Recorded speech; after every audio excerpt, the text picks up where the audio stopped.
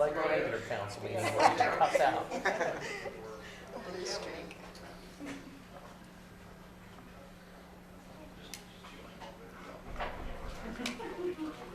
Civics.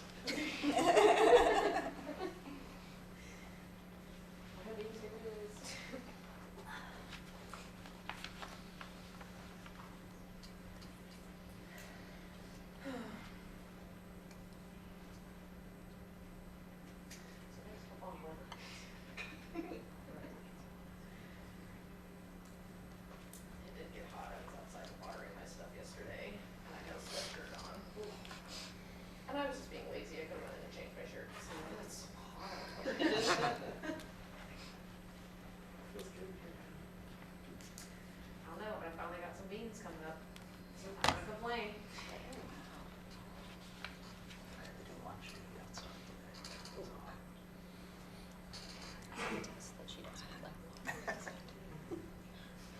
I'm right here.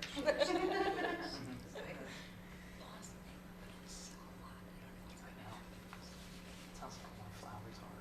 They're just shriveled.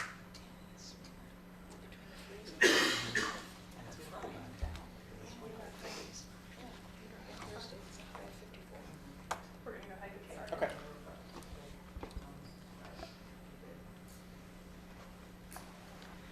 Good evening and welcome to the Allegheny County Chamber of Commerce Candidate Forum for the 2026 City of Frostburg elections.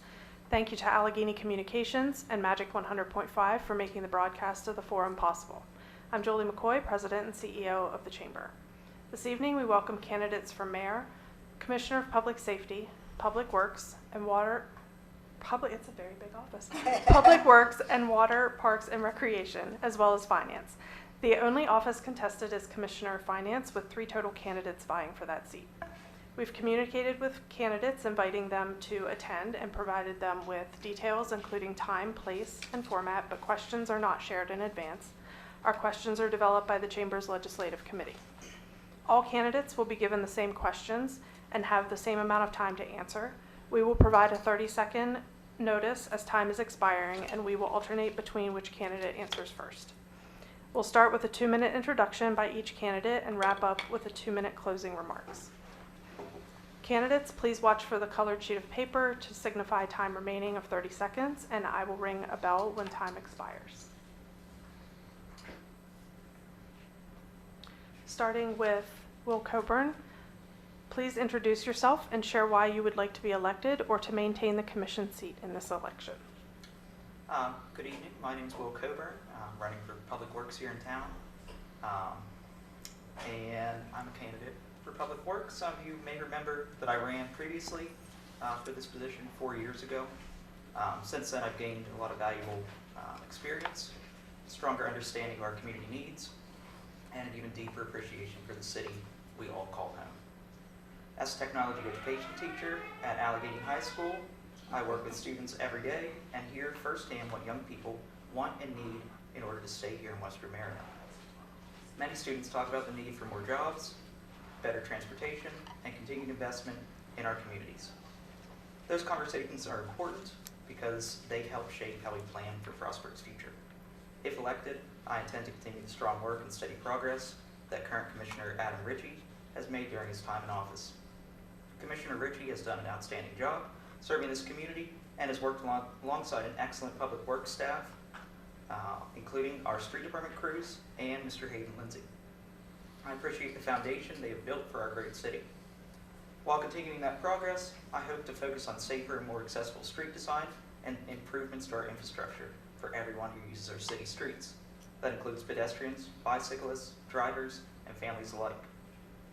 I also travel quite frequently and have visited many small towns similar to Frostburg in size. Through those experiences, I have seen creative infrastructure ideas, downtown improvements, and community-focused projects that I believe can inspire future improvements here in Frostburg as well. Most importantly, I want to remain accessible and engaged with our residents. Frostburg has given so much to me and my family, and it would truly be an honor to serve this community as your next Public Works Commissioner. I look forward to working with our City Council, county officials, businesses, and residents to continue moving Frostburg forward while preserving the character and sense of community that's made this town special. Thank you. Thank you. Nina? Hello, my name is Nina Forsyth. I have been Commissioner of Water, Parks, and Rec since 2018. I have really enjoyed this position. There's a lot to learn, not only about water and the Parks and Rec part of it, but also how a city functions. I've been really a recipient of wise counsel from people who have come before me, and it's really refreshing to see new blood also in the city. The main reason I ran in 2018 was to protect our water system, because without water, the city really is in deep trouble without pure, clean drinking water and abundant drinking water. And I'm very pleased to have served with Chris Hovater and now Hayden Lindsay as the Director of Public Works, who oversees the water system. And I'm pleased that that has been their focus as well. We are continuing to improve the water system, and you might have noticed that the parks have also continued to improve, especially the small community parks that needed a little bit of love when I first came in. And so we've had new equipment in them, and I would welcome any suggestions from the public, because one of my favorite things is to interact with the public and see what they want to see in the city. Thank you. Kevin? Okay. First off, I'd like to thank Julie and the Chamber for having this forum. I think it's important to have people know who you are. And even though I'm running unopposed, I wanted to be here to tell everybody who I am. My name is Kevin Grove, and at the end of this next term, I will have served the city for 51 years, 41 as a police officer and 10 as a commissioner.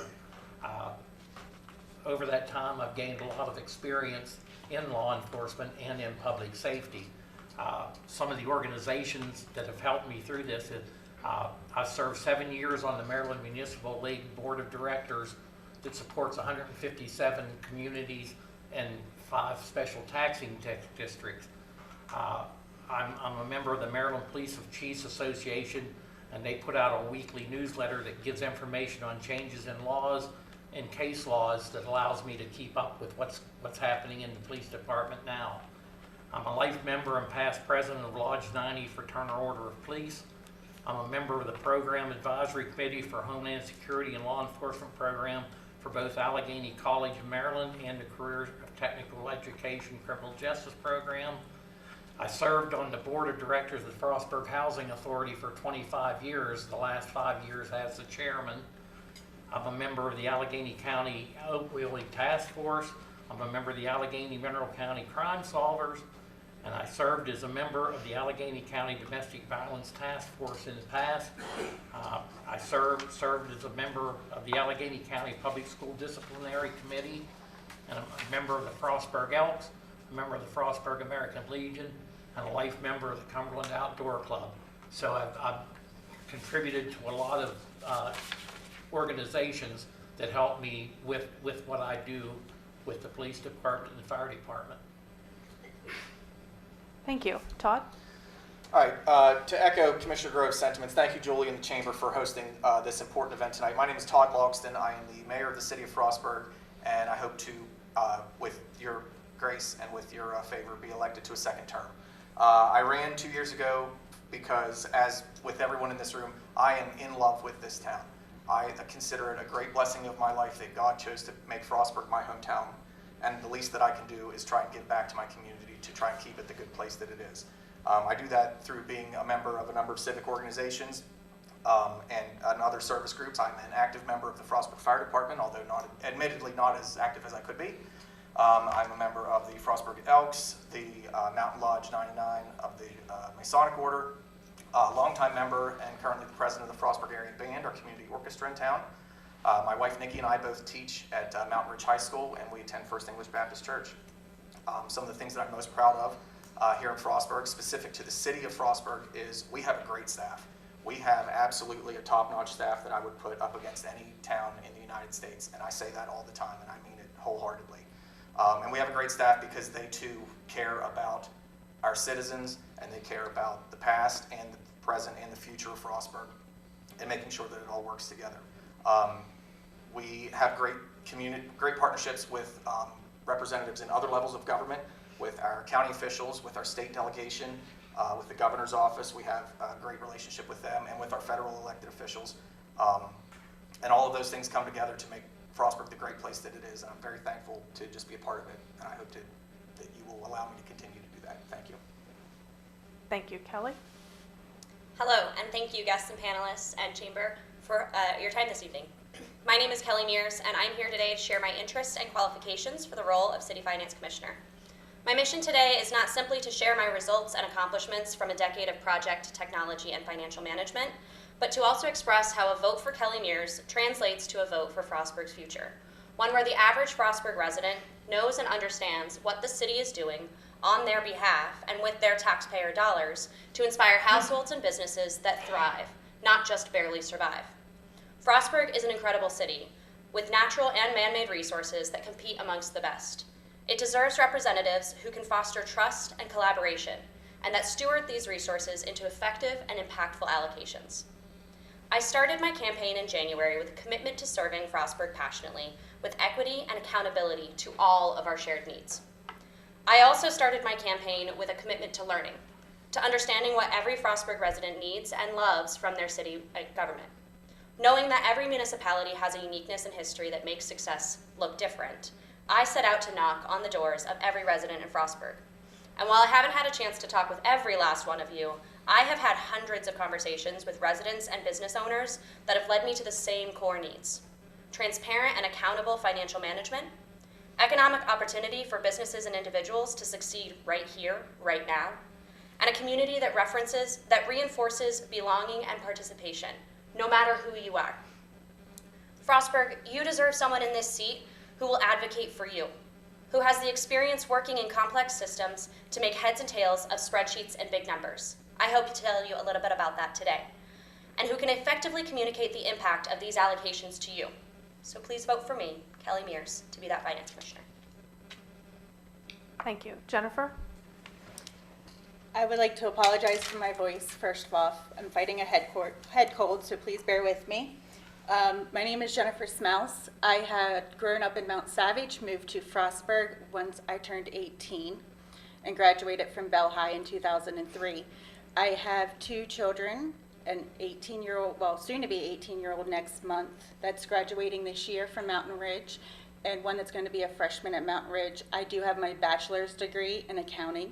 I graduated with that in Liberty University. I am currently a financial controller for a company that has 4 locations, one right here in Frostburg, down by the Hoffman Ball Field, Total Biz Fulfillment. I have been with them for 19 years, and I've been in the finance department growing with them through every location growth. When I started, we had 1 building, and now we have 4. I have tons of financial background from sitting in every financial seat within this company and watching them grow and helping them achieve milestones. And I would like to use my experience and expertise to help Frostburg continue to grow. Thank you. You're welcome.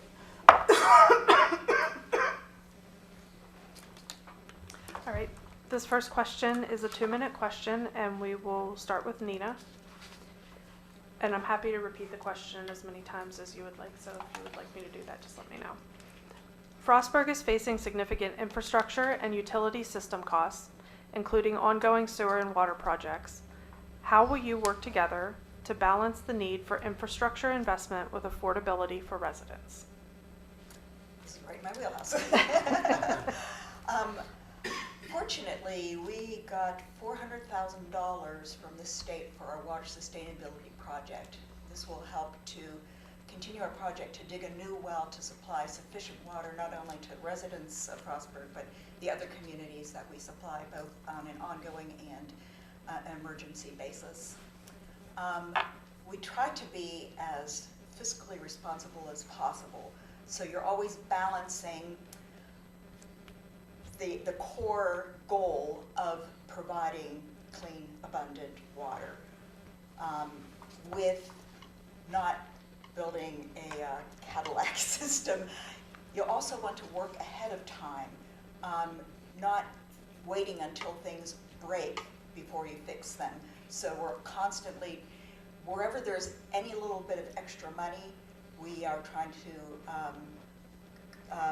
provide infrastructure that is going to be replaced eventually, but right now is a good time. We have the money, we'll do that, and that way people won't be having be interrupted by a water main break. Up at the pump house, we have now some redundant pumps so that if there is a problem, we can put one of those in so people don't end up going without or with, a trickle of water. So it's, as I say, a balancing act. We're not trying to extract more money from anybody than is absolutely necessary, but provide them with what is needed. Thank you.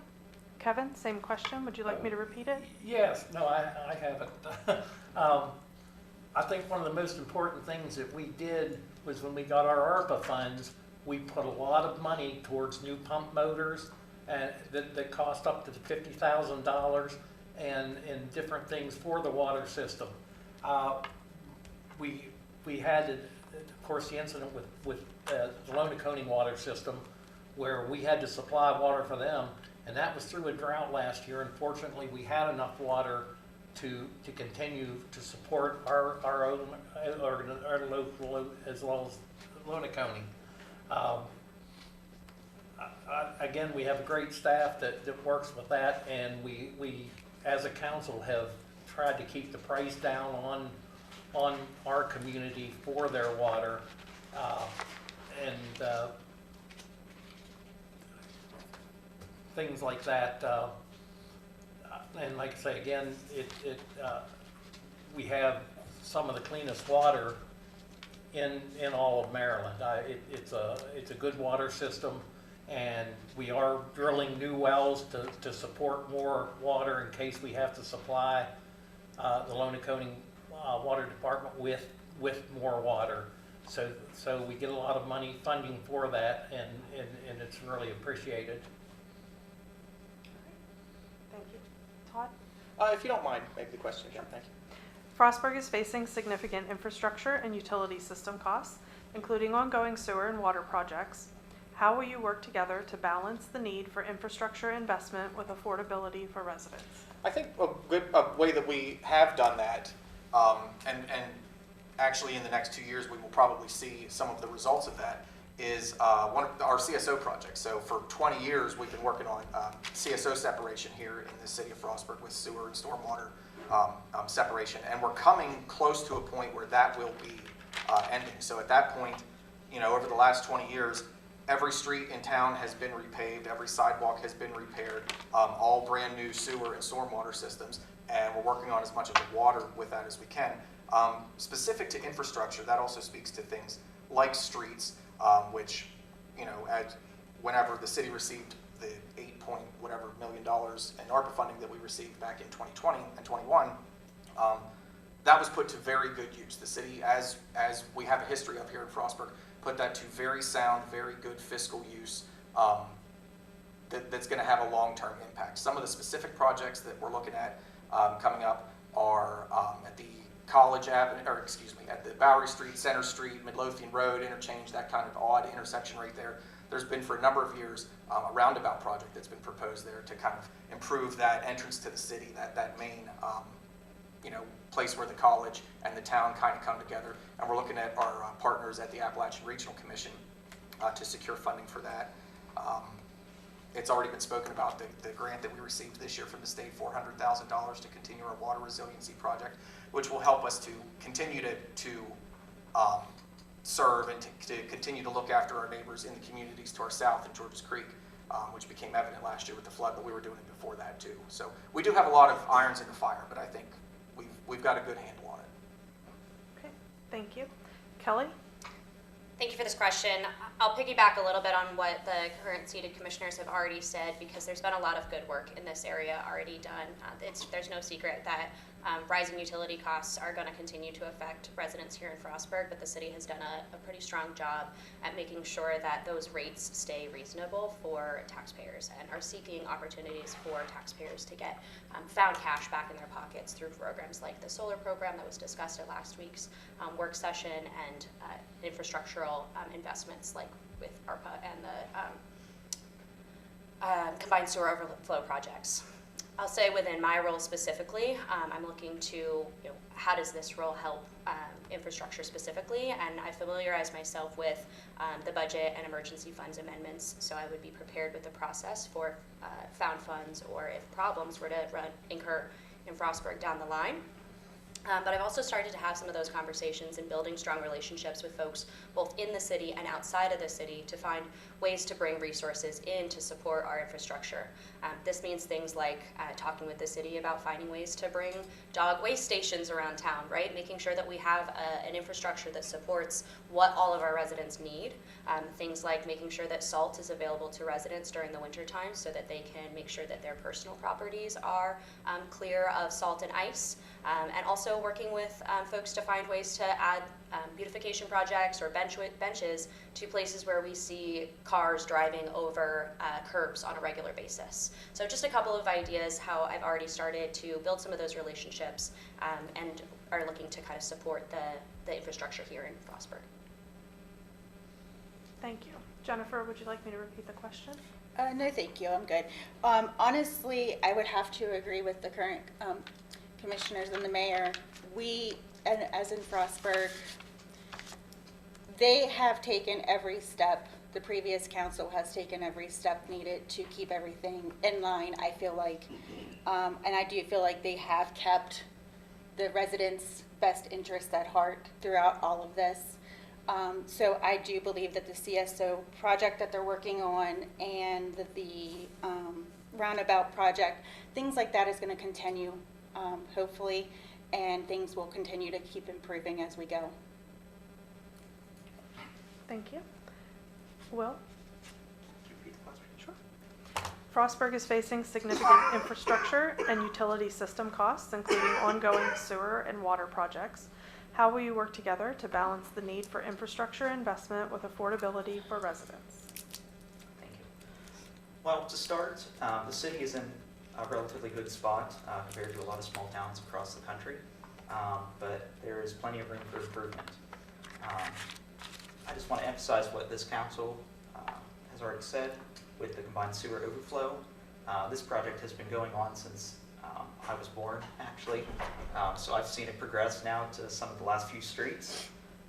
And through that CSO project, we've gotten to redo our streets, our sidewalks, walls, those sort of infrastructure that a lot of other cities didn't take advantage of. It might be a little bit costly up front to us, but it pays off in the end. Another thing that I think Frostburg has that is excellent is a great water department and great street crew. We do a lot of stuff in-house that ultimately lowers costs. If you look just recently, the food pantry that was completed or near completion on Water Street, most, if not all of that work was completed by city crews, which cut costs drastically. We see that whenever water mains break, whenever it's -2 outside, city crews are rushing to fix that. And even though they're rushing to get water restored to residents, they look at different GSI maps and other systems. And actually, I believe the one that happened right out here on Main Street found that there was a little bit of more redundancy put into the system than was needed. And instead of wasting more money on different pumps, they elected not to put a pump in a certain place that didn't need it. So again, we do a lot of stuff in-house. It saves us money, but it makes our town stronger, more resilient, and better. Thank you.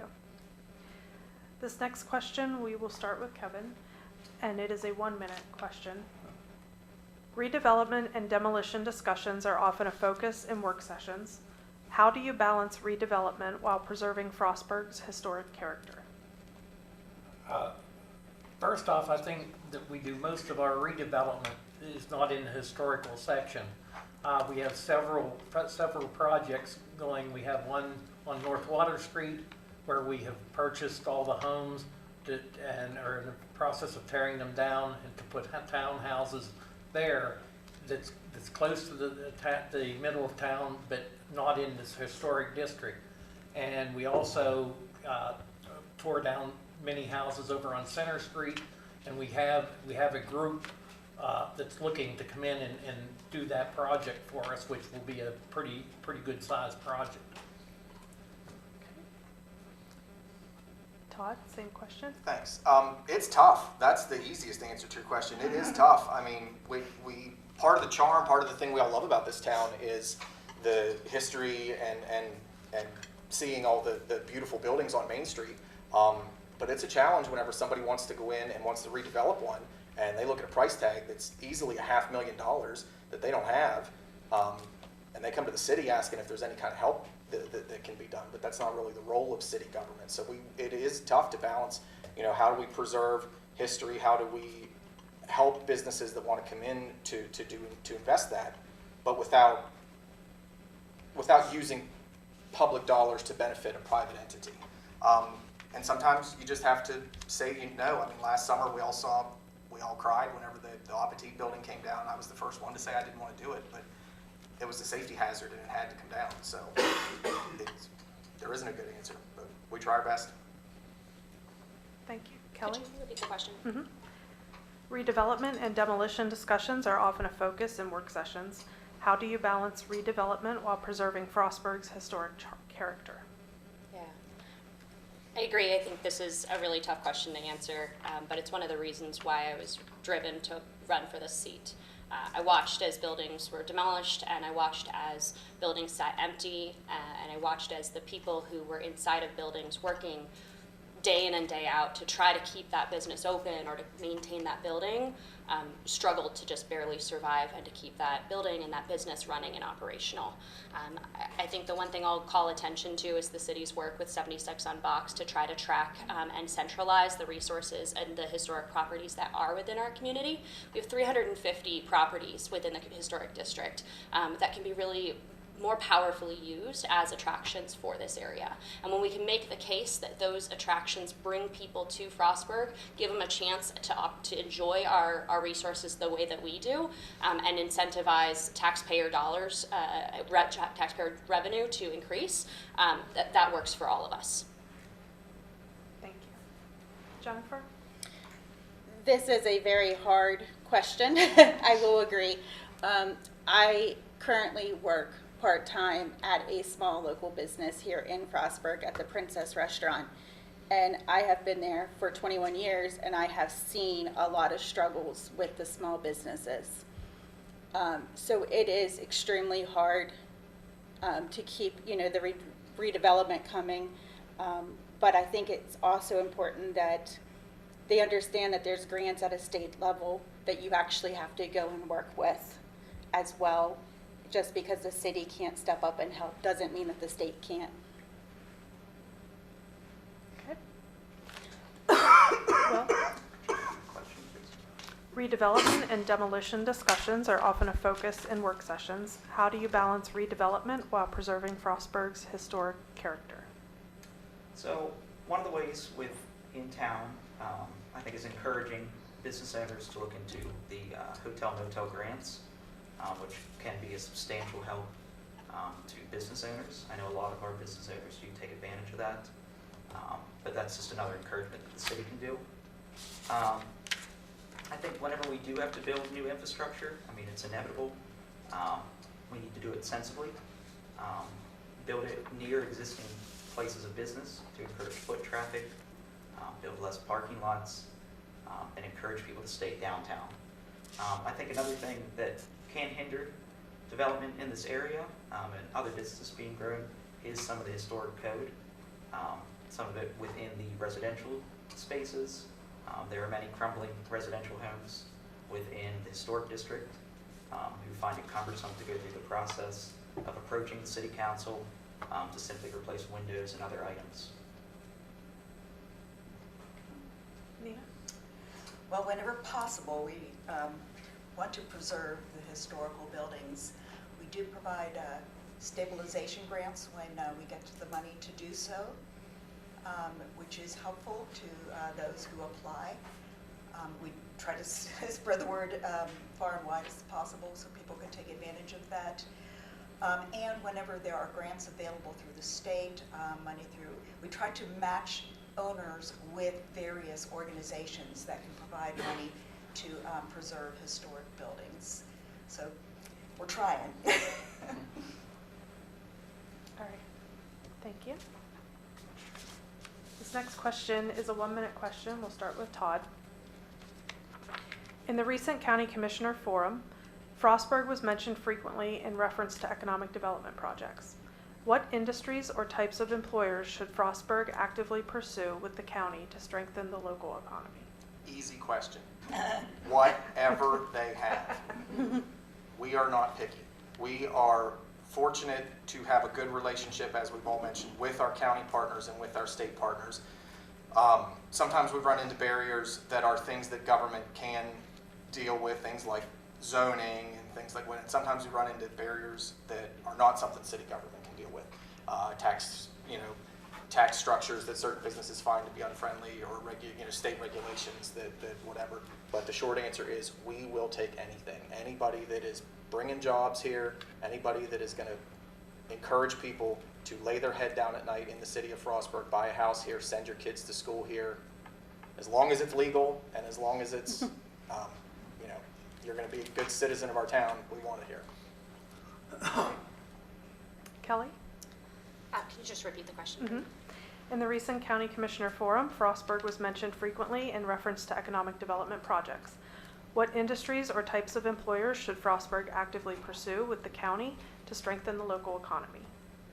Absolutely. I think there's a couple of primary industries that this community needs to focus in on, and some of them we're already focusing in on, things like travel, entertainment, and resources that come and spotlight Frostburg as that place to come and centralize, whether you're on your way to Deep Creek or you're coming to Frostburg as your actual location of visit. There are opportunities for travel and entertainment here in the community that we can amplify.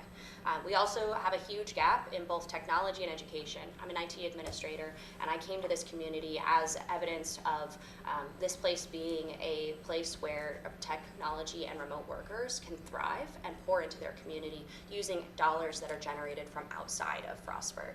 And that means bringing incredibly smart and powerful resources here, and that in order to do that, we have to sustain a stronger technology network. In addition to doing that, we also have to make sure that our young people are educated in those skill sets, and so we have to have a really strong and robust education system. We already have that relationship with FSU and Mountain Ridge, and I look to strengthen those relationships. Thank you. Jennifer?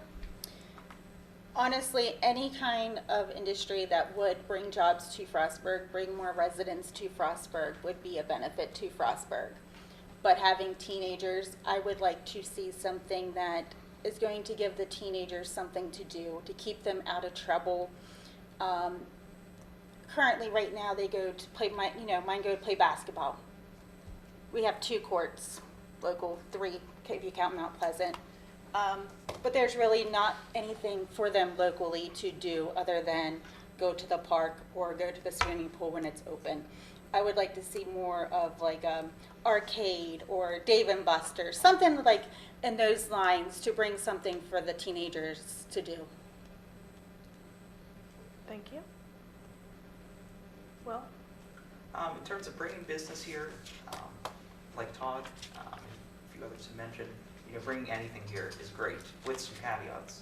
I think if you go down to LaVale, we're about sick of all the fast food restaurants that have popped up everywhere. It's great to have them. I love restaurants. I go to some of them in LaVale.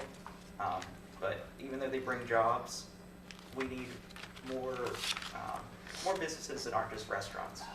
We need places of employment, places for students who attend the center for the Career Center for those students to work at. We need graduates from Frostburg State to be able to walk out and stay in this region and have a job, along with ACM.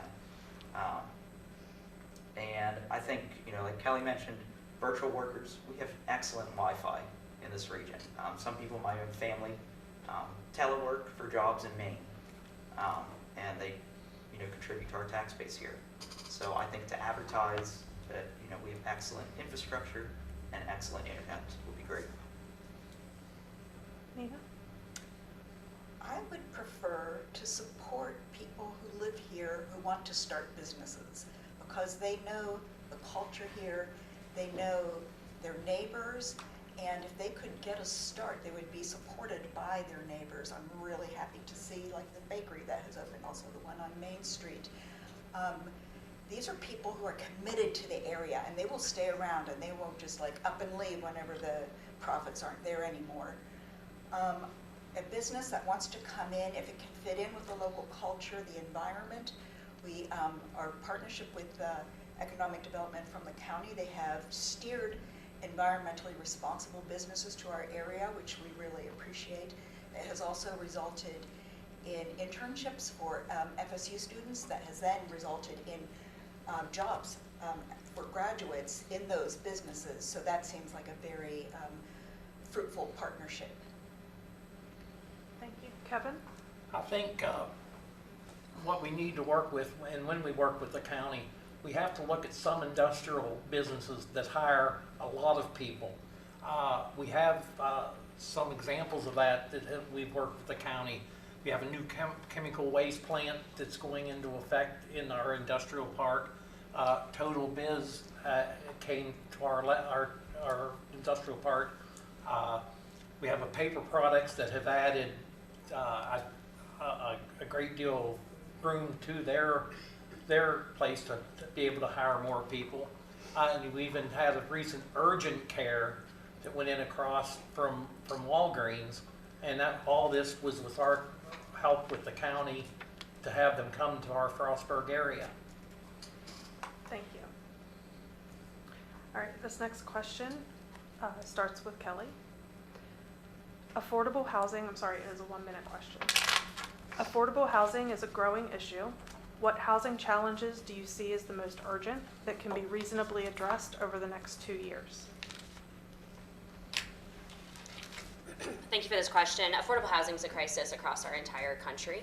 It is not unique to Frostburg, but Frostburg hosts a unique set of circumstances that have made our housing crisis even worse. We need to invest in the houses that are crumbling. We need to provide places and ways for homeowners to be able to fix up their houses and invest in making them better, but we also need to be able to fund and support rent-to-home ownership programs that allow folks who are interested in becoming homeowners to actually take that jump and take that leap more reasonably. Services like this solar program are going to be one part of that, but certainly that work does not end there. I certainly think that there is some work to be done in regard to safety and affordability for our duplex homes and the things that have turned into just large slum road properties, to be completely frank. Our renters are being taken advantage of in ways that are completely unfair to them. Jennifer? Could you repeat the question, please? Affordable housing is a growing issue. What housing challenges do you see as the most urgent that can be reasonably addressed over the next 2 years? Luckily, the last time I looked, Frostburg honestly did not have that many houses on the market. I think the last time I looked, we were under 20. Yeah. So, I mean, luckily that's a plus for Frostburg because we don't have many vacant houses out there. But it would be nice to see some of the vacancies to get filled. And I think the biggest problem is the economy. And there's really no way to fix that currently. None of us have that magic 8-ball that just fixes the whole economy. But I think, if we bring in more jobs to this area, then those houses are going to get filled because those people are going to need a house to live in. Thank you. Will? As a pretty recent homeowner, one of my real estate agents, she's actually here right now, I found it very difficult to find a home in the area in my budget. There's currently a house being built in the Sand Spring Run development for nearly $600,000. I don't know of anybody that I'm friends with that could afford that. I certainly couldn't on a teacher's salary. So what I found since living at my current house, which is a multifamily home, more of those need to be built to accommodate smaller families, single people, new couples in the area. That's what gets people into Frostburg. That's what allows them to build their wealth. That's what allows them to eventually maybe reach a house that is $500,000 or $600,000 eventually. So I think newer housing stock, multifamily units, and building new housing stock that is not $600,000. Thank you. Nina? I think the townhouse project on Water Street would be a really good start to that. It's not just the economy, it's also the supply that is, building materials are so expensive. They really shot up during COVID, which put the kibosh to some development projects that we had lined up. Rezoning could be another answer, allowing people with larger properties to have smaller homes in the backyard, like for a mother-in-law house or something like that. Rehab of the housing that has become vacant because of the smaller student population size, maybe in partnership with the CCIPs, the Career Center. So those are ideas that could be pursued, but the mismatch between wages and housing costs and the interest rates, everything conspires against starter homes. Thank you. Kevin? Okay, this is kind of into something that I did as a board of directors of the Frostburg Housing Authority, where we had 100 units that were always filled with low-income people. I think we have to look at maybe that type of building, maybe get a large bladed property. An example would be the property at Grant Street and Main Street that's set vacant now for years and years that really needs to be torn down. If we could get an investor to come in and maybe help us with investing that property, you could build either several townhouses or small houses on that property. Thank you. Todd? I think too, one thing that has kind of been mentioned but could be talked about more is there is a wide array of housing needed in Frostburg. It's not just housing for people with limited incomes, although that is certainly it. There's also a great need for senior housing, people who are in homes that are too big that they don't need anymore and are looking to maybe move someplace that's safer for them to get in and out of, but also at the same time being able to realize the investment that they've made over their lives of 50 years living in their home. There's kind of a dichotomy there. No, that's not the right word. There's a mismatch there. So we need senior housing, we need limited income housing. There's a great need, believe it or not, for student housing still, even though the enrollment at FSU is way down, and they've changed kind of the housing structure at FSU. There's still great need for that too, and we've got a lot of opportunities, a lot of places for that can happen, but being able to connect people that want to do that with the resources they need. Thank you. This next question is 1 minute, and we start with Jennifer. Quality of life issues always need to be considered by the city government. What would you prioritize first and why?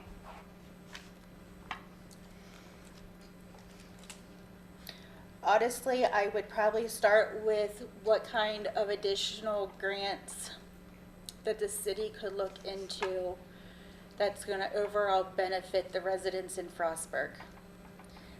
If we can continue to keep finding ways to save our residents money, then their quality of life is only going to keep improving.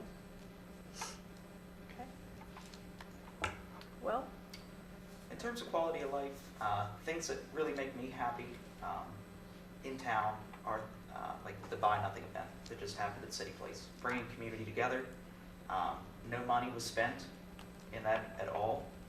So just offering more ways for the community to interact, more things such as the Arts Walk that bring local vendors out, bring local money out, and gets that money into hands of people who need it. I think that would improve happiness within the town. It would improve well-being, and it would help attract residents to this area. Thank you. Nina? When I think of quality of life, I think the things that make you happy and comfortable, that lift your spirits, and they don't necessarily involve money. Things like getting out in nature, getting out in the parks. We have so much of that around here. It also involves things like having dependable, clean water when you need it. It involves the culture around here, and we have a lot of festivals going on. We have like the small beverage festival, the Arts Walk and all that. The Gap Trail contributes to the quality of life around here. This is one of the reasons why I think businesses that come to this area should fit in with the quality of life that we enjoy here and that make people want to stay here. Thank you. Kevin? I think one of the big things is keeping the utilities down, that people can live comfortably, and with the police protection, to have the police in the neighborhoods that make it safe, that people feel safe to walk around town, that have no worries about somebody attacking them or things like that. We could always use more policemen for that, but our police department does try to get out into the neighborhoods and meet with people. Thank you. Todd? You stole my answer. So when I think quality of life, I think three things. Number one, do I feel safe here? So that speaks back to our community police presence. If anybody's ever attended a council meeting or has ever spoken to Chief Costello, or been spoken to probably, because he does most of the talking, you know how important community policing is to him personally and to our department. So do I feel safe in town? Do I feel that the police are around and that I am protected here? It also means, can I get around where I need to go? Can I get in and out of my home okay? Can I get downtown okay? So quality of life to me speaks to making sure that the sidewalks are in good repair, that they're usable, and that they're accessible 12 months out of the year so that you can get in and out of your home, but also downtown. And it also speaks to, as was said a couple minutes ago, do I don't want to say it that way. Do I feel that there's something here for me? Do I feel that Frostburg has something for me? Like, is there a reason for me to be here? And that goes to businesses that we like, but also recreational activities and this kind of community involvement. So safe streets, can I get out, and do I feel like I belong here? Thank you. Kelly? There's been a lot discussed that are kind of within my wheelhouse here as well. When I think about quality of life, I think about one of the reasons I was really drawn to Frostburg, which is the ability to walk downtown and enjoy the resources that are so vibrant on our Main Street community. And as I've already mentioned, those business owners and business managers are really working their tails off to try to allow these places to survive. But it's also hard to keep these streets walkable, and so I plan to support the infrastructure, the money going into infrastructure supports. I've already mentioned a desire to keep the community dog walking friendly by adding things like dog waste stations in places that will make it so that not just between the university and downtown, but all across our main neighborhoods, you can actually access these parts of Frostburg without stepping on glass or other dangerous spaces. But I also wonder about keeping these businesses open, and I plan to work with business owners to help make sure that their employees continue to get paid. When I think about quality of life, I think about making sure I can pay my bills, and I know firsthand that our small business workers are not being paid according to the schedule and the rates that they should be being paid, and that's how we help Frostburg thrive in the immediate. Thank you. This question will be a 2-minute answer. We will start with Will. Frostburg State University welcomes its new president later this summer. A major goal is to increase enrollment. If successful, how should the city prepare economically now and over the next few years to adequately support that growth? Well, first, I welcome the new president of FSU. I look forward to meeting him in the future. And I know that he is bringing an academic background to Frostburg, which is what the institution needs at the moment. In terms of preparing and working with FSU, the city does a great job as it is right now working with FSU, but that can always be improved upon. We mentioned housing stock. Whenever I drive through some of the college neighborhoods that have now turned into more local, low-income rental units, I see dilapidated houses in disrepair. I see houses that have been on the market for well over a year that people just don't want to touch because it's too expensive to invest in. So I think finding a developer, like Kevin has mentioned, to work on some of these homes, working with local trades to repair some of these homes, to attract families, to attract individuals to this area that want to drive down the street and say, yeah, I can see my kid living in that house for 4 years. I think also helping to improve safety in town. There was a recent fire within, I think, the last 6 months where a life was lost right across the street from FSU. And that's not the first time that has happened. I know after that, I attended the city council meeting, and there were some heated debates with different fire codes. But we have a great code enforcement team, and enforcing the codes, making sure that renters and property owners know what they need to be doing to protect some of these individuals. I think that's a great idea to attract more students and to put bad headlines out of the press in terms of a student passing away in a fire. Thank you. Nina, would you like me to repeat the question, or? So, I know what the question. Yeah, working together with the administration of FSU would be really important to see what they need, because if they already have plans in place and we're not consulting them, with them, when we're forming our own plans, that we could end up with excess housing stock, really. But might not be appropriate for the families that are moving here. I do think that the Live Together initiative that's planned for Cambridge is really interesting, having seniors and students occupy the same building. They can help each other out. And with the sociology department involved, it could be really interesting. I think that some of the dorms are still under-occupied, so filling those up would probably be a priority for FSU, but if things expand, that they need more housing in the city, we would work together with them to, attract landlords who would want to rent out to students. And code enforcement is very important, because we don't want students to live in substandard housing.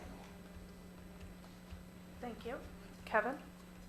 COVID was a disaster for the community and for the university. It was a great disaster. They lost half of their student population during COVID, and it just has not recovered. I think bringing a new president in may help to recover some of the losses of those students, and in turn, a lot of these empty homes will be filled again with students if we can have that happen.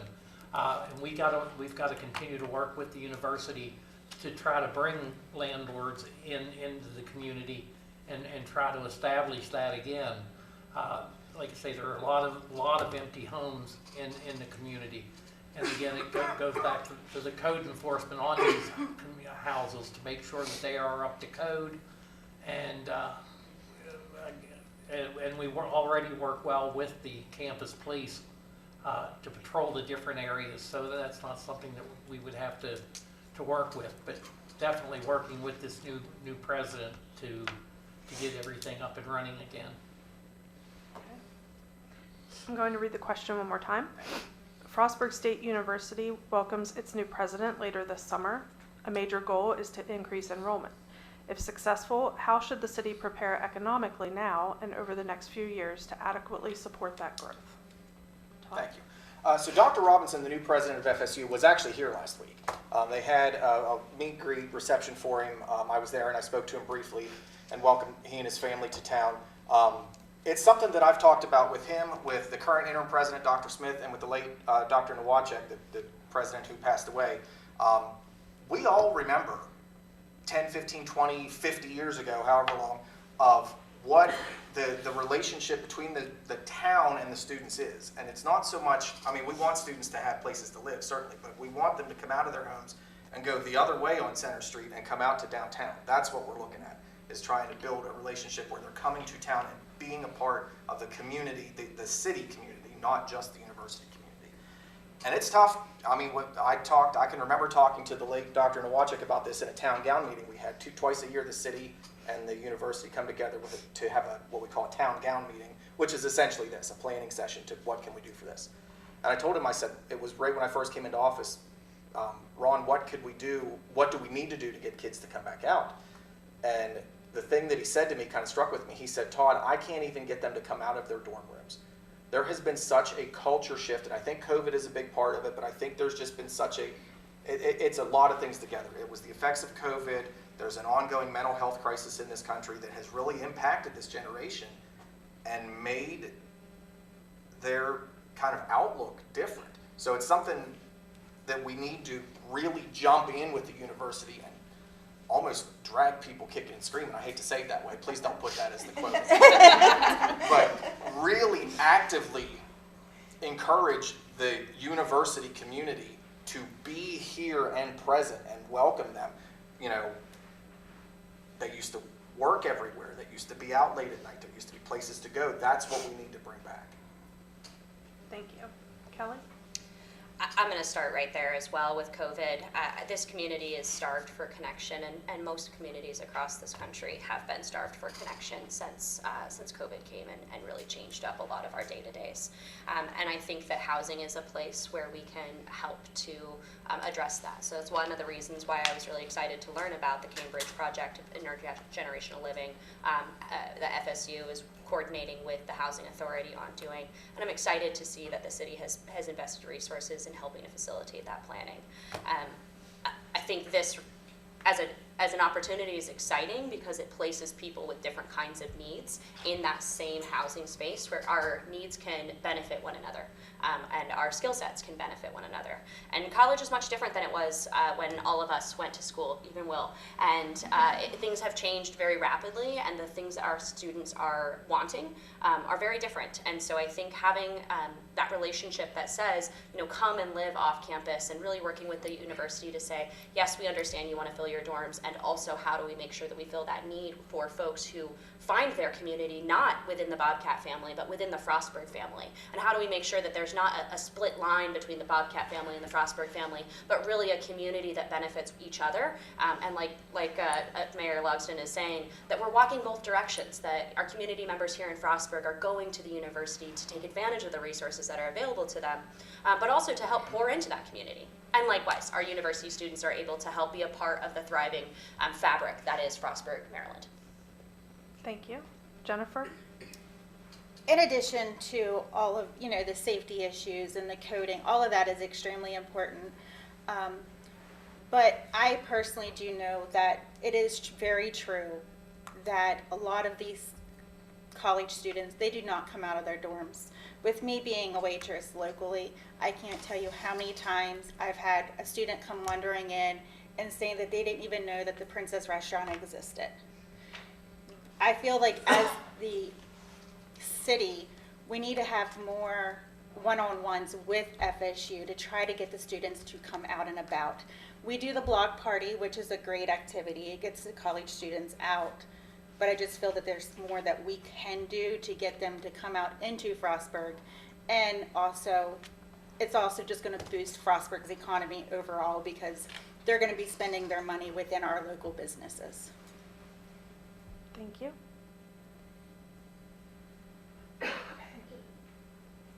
This question, we will start with Nina.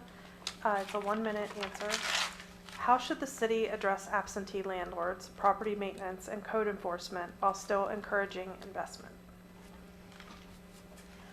Well, through code enforcement, we have brought inspections in-house, and I think it helps the city to have more of an interface with landlords. I think that responsible landlords want to abide by the code. A lot of the code violations occur with people landlords who don't actually live in Frostburg or even in the area. And so some of the laws make it difficult to pursue them.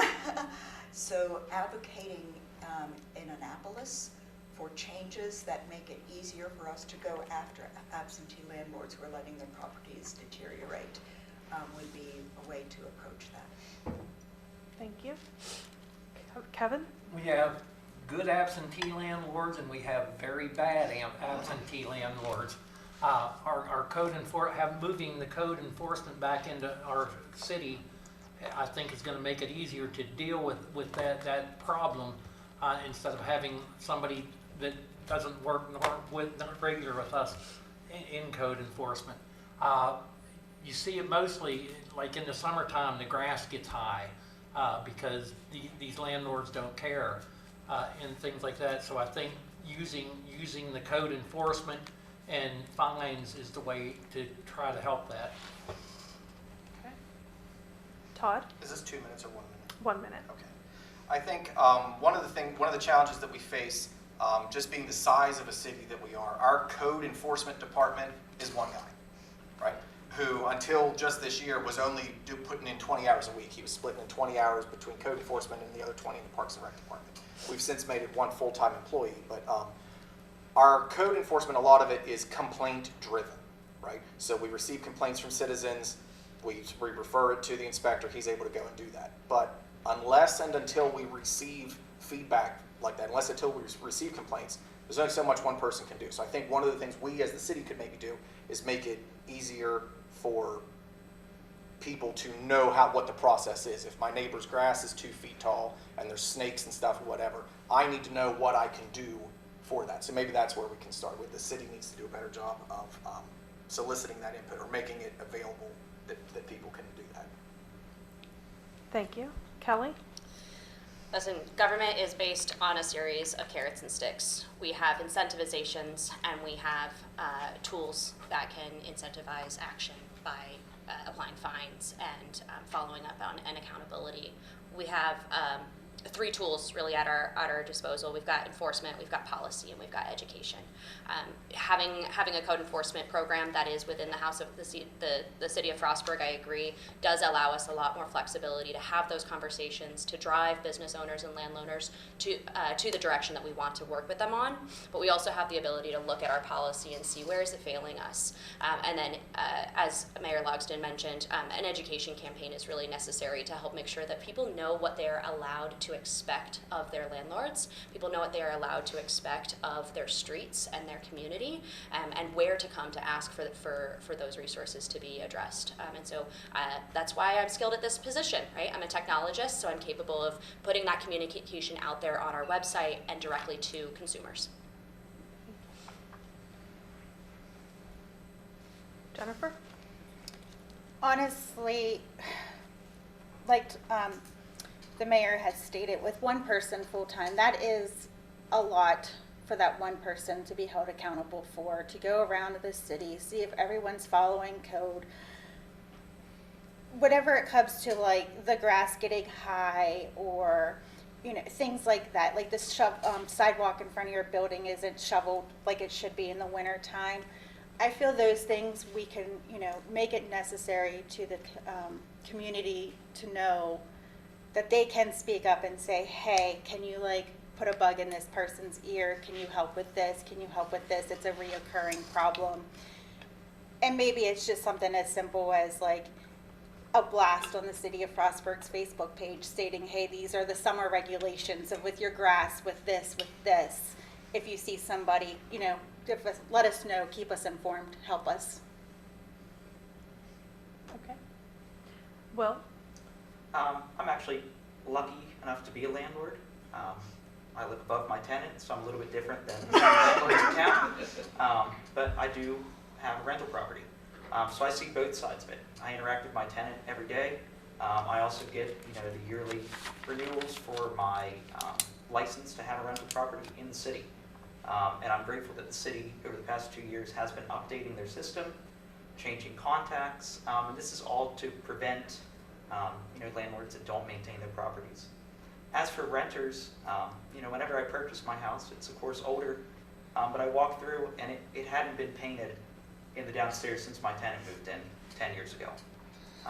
Those sort of things where landlords cheap out, all in the sake of profit. I think, you know, being able to provide yearly, like the city does for landlords, provide, you know, tenant rights, provide resources to those tenants to maybe give to their landlord to reach out for help in rehabbing the properties.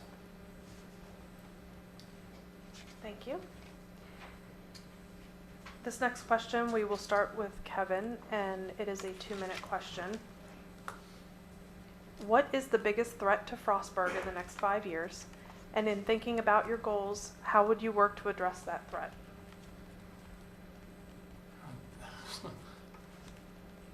The biggest threat to Frostburg is keeping our water system up. And we're, of course, we're doing that by drilling new wells and things like that.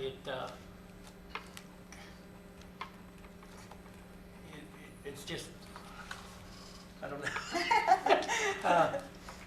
It's really hard to think what a threat is. I mean, I don't see any huge threats to Frostburg in the coming years. It's a good town. We have a good police department. We have a good water department. We have a good water department, and we all work together. Parks and Recs. We all work together to make the community as safe as we can.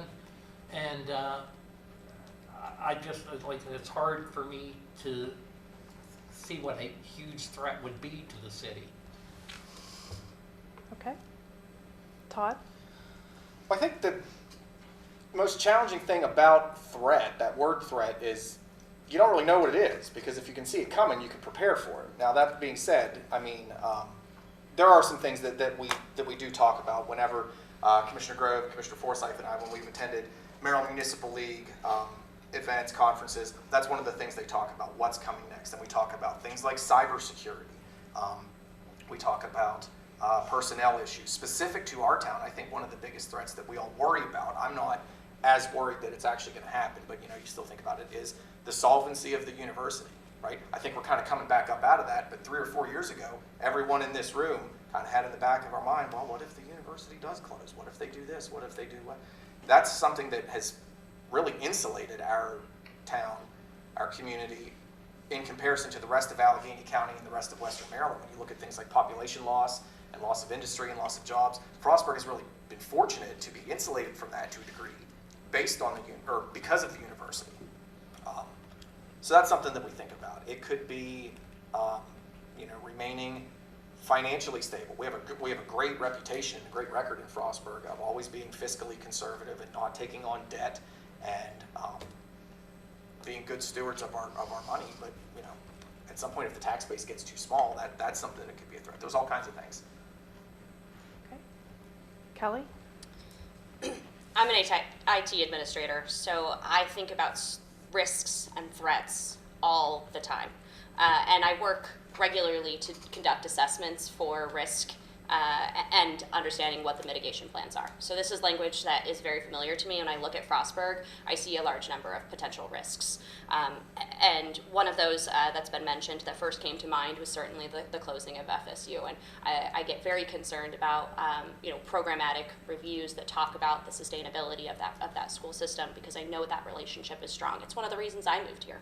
I'm also concerned about things like our public works systems and our ability to remain strong and relevant in the face of technology changes, to survive the AI boost or bubble, whatever it may be, and to be able to sustain and withstand our community culture amongst the pressures to adopt an AI forward community. And then I think that there's a really big, important conversation to have around the mental health crisis that we are facing in this community.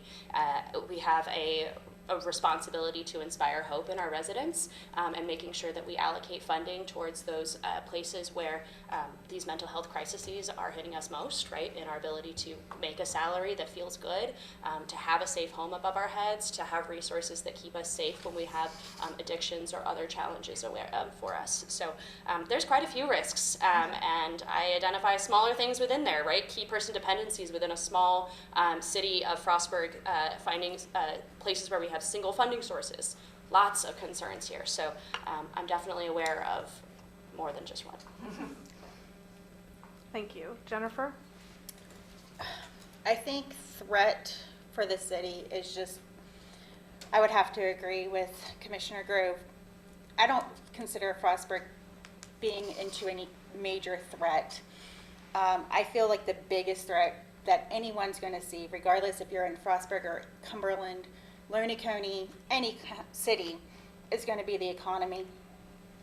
You can't prevent the economy. The economy is changing. Everything is getting more expensive.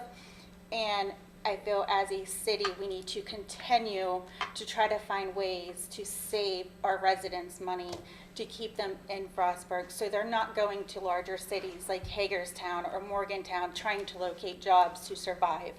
We need to find ways to keep them here by helping keep our costs down to stay in the city. Thank you. Will? I believe the biggest threat that faces Frostburg, the state, and the country is division. Division amongst ourselves, division into different political parties, and that all boils down to, you know, as simple as who should pick the trash up off the street.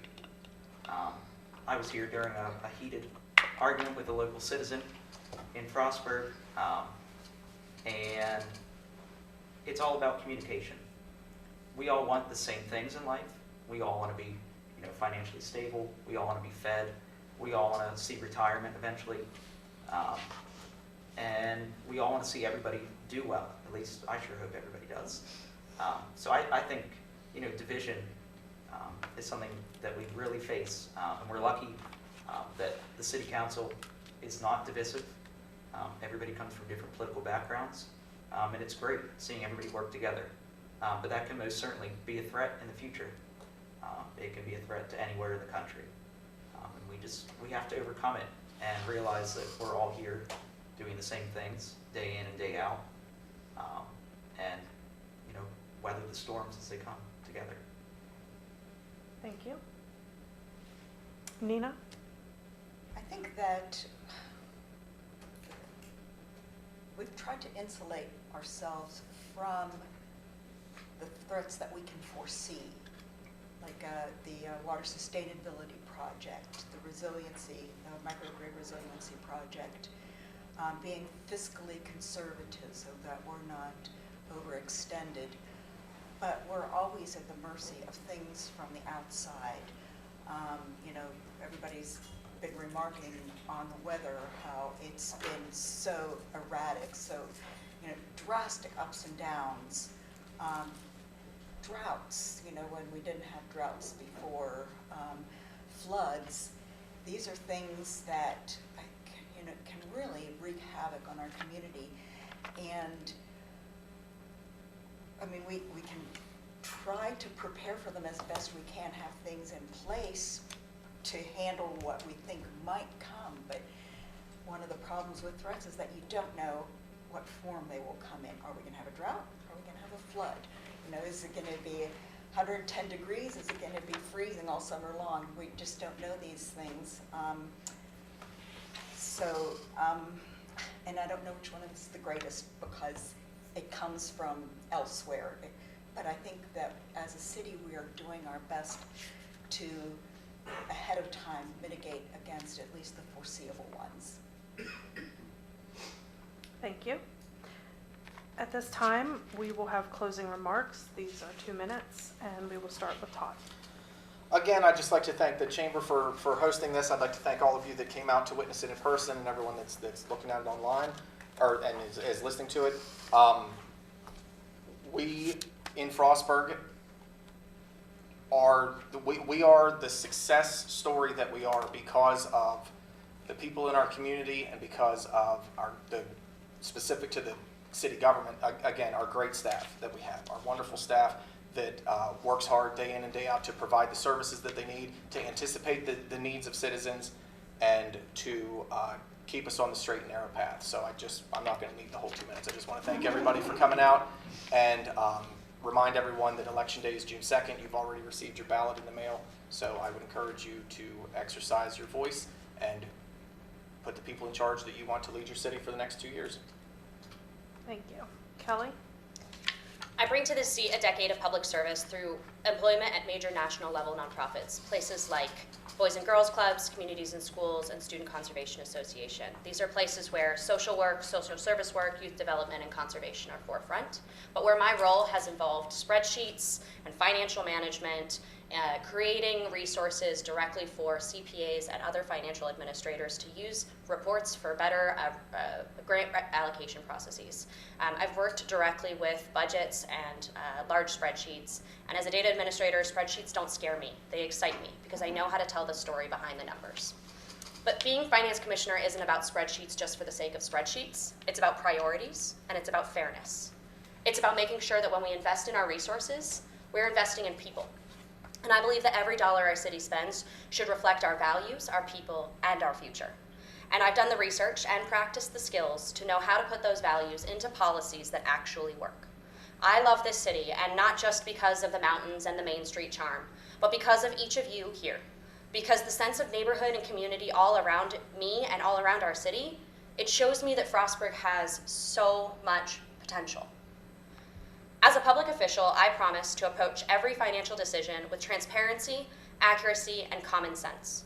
I will listen, really listen, to residents, renters, business owners, students, and city workers.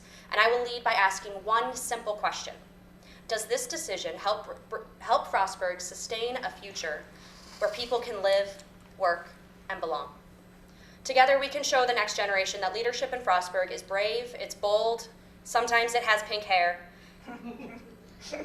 Frostburg, I have had the opportunity to love you from the sidelines for 3 years, and today I'm asking you for the opportunity to fight on your behalf for the resources and policies that serve you, help keep your streets safe and your businesses open, and keep your programs thriving. Thank you. Thank you. Jennifer? I honestly just want to thank everybody for coming out. Thank everybody for listening today. Thank you for the Chamber of Commerce of hosting this. Thank you, Julie, for your time, for being here. I apologize on behalf of my coughing and my voice all night. Honestly, Frostburg, everyone who sat in the, commissioners, the mayor, they have done a great job. I'm not going to say they haven't, because they have. Being a Frostburg resident, there's not much that I'm not happy about. And it's up to Frostburg. Make sure you guys vote June 2nd. Thank you again for all coming out. Thank you. Will? First off, I want to thank everybody for coming out. I want to thank Julie and the Chamber for hosting this event. And again, back to you guys, thanks for coming, to learn. That's what we're all here for. I know I learned some stuff tonight. I learned different viewpoints on situations. And I come to this, not only from a teacher's background, but from a learner. I love to learn. I love to see this city achieve great things. And I hope, once I'm elected, to learn great things from this council, from our residents, from county leadership, and from anybody who wants to have input in our process. So thank you again for coming out. Thank you. Nina? I would like to echo the thanks to you all for coming out, to Julie and the Chamber for hosting this, and the good questions. I'm glad you like to learn, because it really is a learning curve. You don't know everything about your position on day one, and I have really profited from the people that I have worked with, both on staff and on council. I have a couple things that I really wanted to see to completion in this position, because I love Frostburg and I want its future to be bright. When I talk to people in other areas of the county and then they find out I'm from Frostburg, they always say, "Oh, I love Frostburg," and I say, "So do I." I really do love this town. I love the area, and that's why I'm in this position. And if any of you see something about the parks, about the water, anything that you would like to have us do, as an improvement you can suggest, please come to me, because constituent services is one of the best parts of my job. Thank you. Thank you. Kevin? Yeah, I'd like to thank you again, and I'd just like to say I've lived in this community for 71 years, and you've got to love a community to live in for that long. With my experiences of 49 years as a police officer, I've dealt with young children, I've dealt with middle-aged people, I've dealt with the elderly, and have a pretty good understanding of what they're looking for and what they need. And I'm proud of the fact that I've continued in law enforcement. At this point, I'm working for the Allegheny County Sheriff's Department as a school resource officer in Northeast School in Cumberland. And also, you can't do this job without the support of your family. My wife of 38 years is in the audience. And my daughter, my youngest daughter's here, my oldest daughter would be here, except she had an emergency with her dog. But I'm so proud of those two. They're both special education teachers in Allegheny County, graduates of Frostburg State University, and they've been able to stay in our community. It's just a wonderful community to live in, to work in, and I'm happy to be able to continue that. Thank you. Thank you to each of our candidates, to Allegheny Communications and Magic 100.5. The election for the City of Frostburg will take place on Tuesday, June 2nd. Ballots were mailed to registered voters the week of May 8th and can be returned by mail postmarked by June 2nd or by drop box located in the Police Department lobby until 7 p.m. on June 2nd. More information can be found on the city's website at frostburgcity.org or by calling 301-914-1781. The Allegheny County Chamber of Commerce encourages everyone to vote and to make informed decisions. Thank you and good night.